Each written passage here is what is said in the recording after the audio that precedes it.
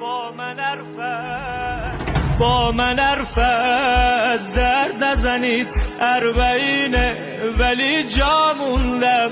با من حرف از درد نزنید اربعینه و من اینجا موندم. همه لنگ چی بیارن از حرم، من لنگه امضا موندم. جا موندم رفیقام با حرم عکس یادگاری میگیرن، من پای عکسا موندم.